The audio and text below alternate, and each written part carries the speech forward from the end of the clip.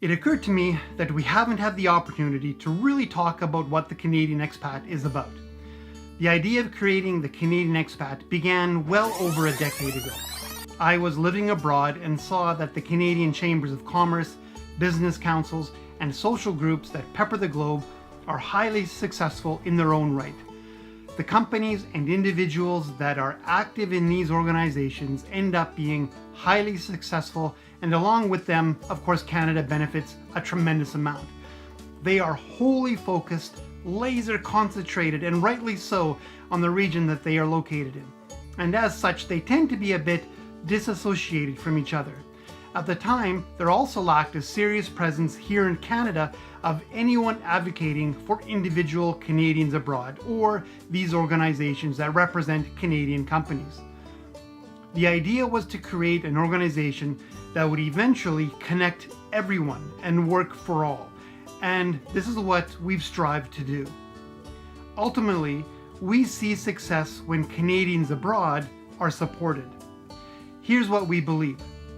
The Canadian expat community represents an incredibly rich and valuable resource for Canada.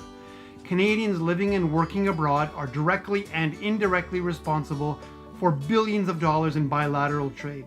They are exceptionally well educated, linguistically adept, and culturally bilingual.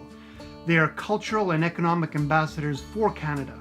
The more we as a country engage with them, the more Canada will prosper.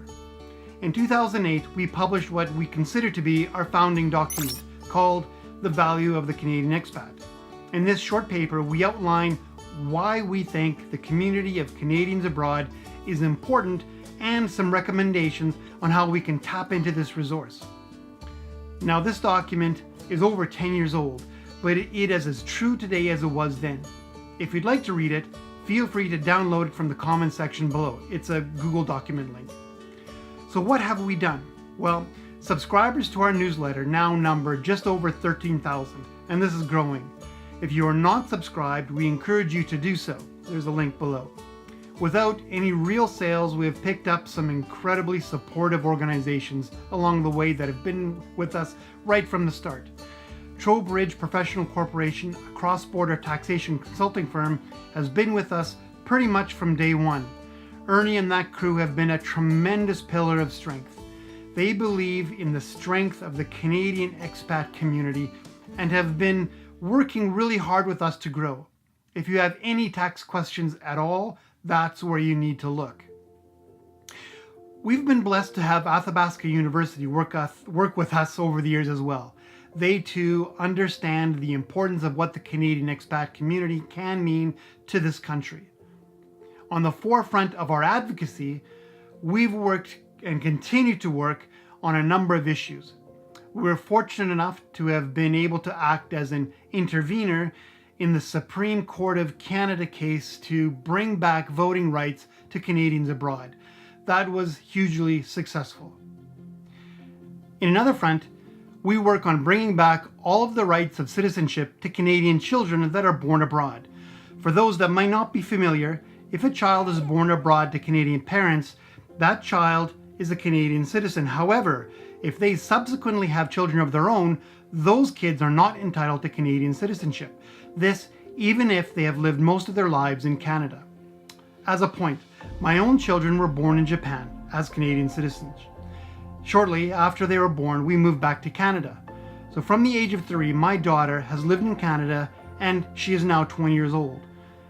Now, if she moves abroad to explore and gain life experience as we encourage her to do, and if she happens to have a child of her own when she's abroad, that child is not eligible for Canadian citizenship. Again, this is despite the fact that she has lived most of her life here in Canada. Really, this is the only country that she knows, but she does not have the same rights as a Canadian born here, nor even the same rights of a Canadian that was born under a different flag, but then immigrated. All of our recommendations really boil down to this, and you can read more about it in our paper. In order for Canada to truly realize the benefits of this resource that we call the Canadian expat community, we must encourage them all to be involved and to be engaged with Canada. But in order for that to happen, they need to feel wanted.